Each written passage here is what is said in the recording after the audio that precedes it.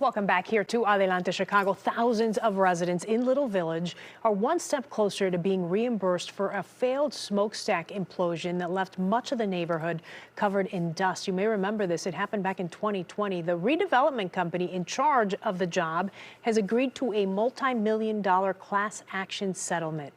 Nearly 4 years later, thousands of residents are in line for part of that settlement. And with us today to tell us a little bit more about it is one of the men who filed that lawsuit against the company, Juan Rangel. Welcome. Always nice to see you and talk to you. Nice to see you, Lourdes. Okay, I want to get to the bottom of this because it's $12.25 million. How far will that go for Little Village residents? Well, I'll tell you, it's not like people are going to be making a lot of money out of this, but I think it's important to note that this is a community that has gone through a lot, and whatever they have coming, which will be several $100s per household, about 90,000 households in Little Village. It's about recognition that this community deserves something for that debacle. Okay, and we'll get into how somebody may qualify to get some of that money, but I do want to go back in time to 2020 and when this happened. How much have we been able to find out about who was at fault, how this even occurred? So when you came in here, you said, look, this wouldn't have happened in another community, but yet it happened in ours. Yeah.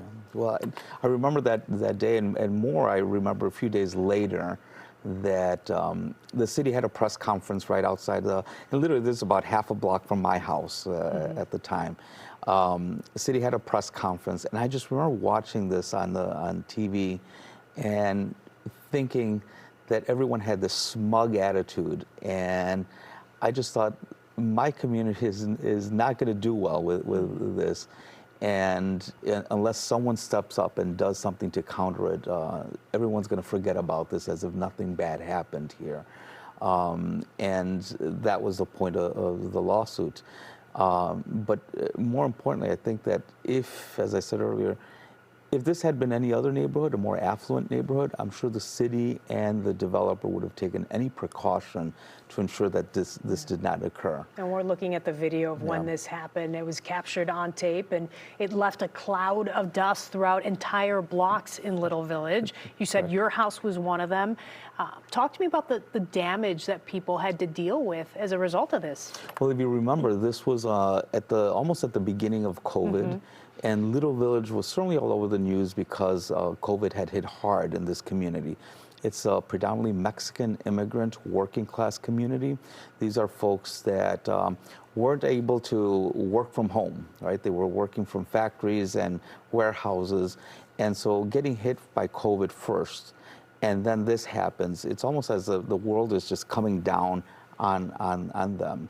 And I just felt there was just a complete negligence about it. So it's something that people didn't expect. They weren't given notification. That's right, because the city or the company didn't notify people that this was going to happen on that morning. There was no notification. There was a rolled up little flyer inserted in people's fences the evening before. So nobody knew about it, right? And for something like this to happen, if you could imagine a dust of cloud, and think of 9/11, right? When those buildings came down, there's huge cloud coming at you. No one knows what to make of something like that. So it's a scary feeling first, and not knowing what's really going on top of everything else with COVID and that's going on. So it was just unexpected, and this community did not deserve that at that time. Fast forward to today, other than the settlement, do you feel like enough is being done to make sure that this doesn't happen again?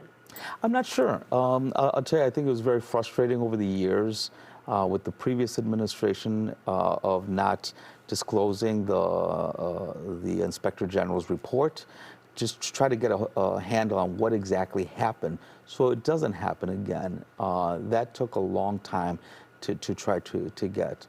I think personally, as a resident of Little Village at the time, it was very frustrating not to be able to get answers from the city, from the developer, and certainly the elected leadership of that community, I would say did absolutely nothing to try to counter what was happening at the time or try to be helpful at all. Okay, let's talk about the settlement and who may be eligible for some of these dollars.